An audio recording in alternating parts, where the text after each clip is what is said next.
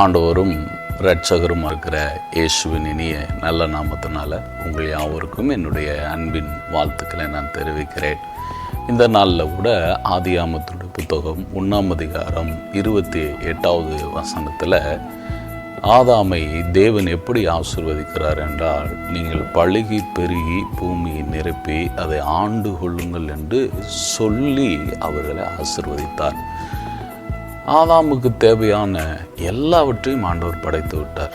அவனுக்கு தேவையான மரம், செடி, கொடி, அவனுக்கு தேவையான உணவுக்கு தேவையான எல்லாவற்றையும் படைத்த பின்பு அந்த ஆபிரகாமுக்கு எதுக்கு ஒரு ஆசீர்வாதம்? நாம் என்ன நினைக்கிறோம்? ஆசீர்வாதம்னா நமக்கு தேவையானதெல்லாம் கிடைக்கிறதுக்கு பேர் தானே ஆசீர்வாதம். ஆனால் ஆதாமுக்கு அவனுக்கு தேவையான எல்லாமே கிடைச்சிருச்சு. அப்பிறகு தேவன் ஏன் அந்த ஆதாமை ஆசீர்வதிக்கிறார், எப்படி ஆசீர்வதிக்கிறார் என்பதை கவனித்து பாருங்கள். அருமையான தேவனுடைய பிள்ளைகளே, எல்லாமே இருந்தாலும் அவைகள் பழுகவும் பெருகவும் பண்ண வேண்டுமானால், அவைகளை ஆண்டு கொள்ள வேண்டுமானால் அந்த தேவனுடைய ஆசீர்வாதம் இருந்தால் மட்டும்தான் அது நடக்கும் என்பதை அங்கு ஆதாமுக்கு சொல்லுகிறார். நாம் அநேக நேரங்கள் என்ன நினைத்து விடுகிறோம்? நம்மக்கிட்ட பொருள் இருக்குது, நம்மக்கிட்ட பணம் இருக்குது, அதனால் நாம் வெற்றி அடைந்து விடலாம் என்று நினைக்கிறோம். இல்லை, அவைகளை ஆண்டு கொள்ளக்கூடிய ஒரு காரியம், அதை பழுகவும் பெருகவும் பண்ணக்கூடிய ஒரு விஷயம் இருக்குமானால் அதுதான் ஆசீர்வாதம். அப்போ இந்த நாட்களில் ஆதாம் என்ன செய்தான்? பாவத்தினால் அந்த ஆசீர்வாதத்தை இழந்த பொழுது, அந்த ஆசீர்வாதம் இழந்ததுனால வந்த அந்த சாபம் அவனை மாத்திரமல்ல அந்த பூமியையும் பிடித்து கொண்டது.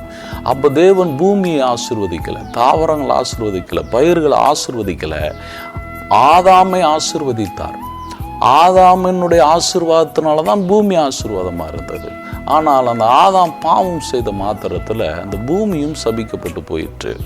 அதனால தான் பாருங்கள், ஆண்டவர் அங்கே ஆபிரகாம் என்கிற ஒரு மனிதனிடத்தில் பூமியில் உள்ள வம்சங்கள் எல்லாம் உனக்குள் மீண்டும் ஆசீர்வதிக்கப்படும் என்று சொல்லுகிறார். அப்போ மீண்டும் கூட தேவன் அந்த ஆசீர்வாதம் வரும் பொழுது தான் இந்த சாபங்கள் எல்லாம் மாறும் என்று சொல்கிறார். அருமையான தேவனுடைய பிள்ளைகளே, இந்த ஆசீர்வாதத்துக்கு மட்டும்தான் இந்த சாபங்களை எல்லாம் மேற்கொள்ளக்கூடிய வல்லமை இருக்கிறது. அதனால தான் தேவன் ஆசீர்வதிக்கிறவராய் இருக்கிறார். இந்த ஆசீர்வதிக்கப்பட்டவர்கள் என்கிற உணர்வு மிக மிக முக்கியமானதாக இருக்கிறது. அதனால தான் பாருங்கள், ஆண்டவராய் இயேசு கிறிஸ்து இந்த பாவத்துக்காக ஏன் ரத்தம் சிந்தி அந்த பாவ மன்னிப்பை ஏன் வழங்க வேண்டியது அவசியமாக இருக்கிறது என்றால், நீங்கள் ஆசீர்வதிக்கப்பட்டவர்கள் என்கிற உணர்வு வரும் பொழுதுதான் உங்களுக்குள் இருக்கிற எல்லா காரியத்தையும் ஒரு அட்மினிஸ்ட்ரேட் பண்ணுகிற ஒரு நிலைமைக்கு நீங்கள் வருவீங்க.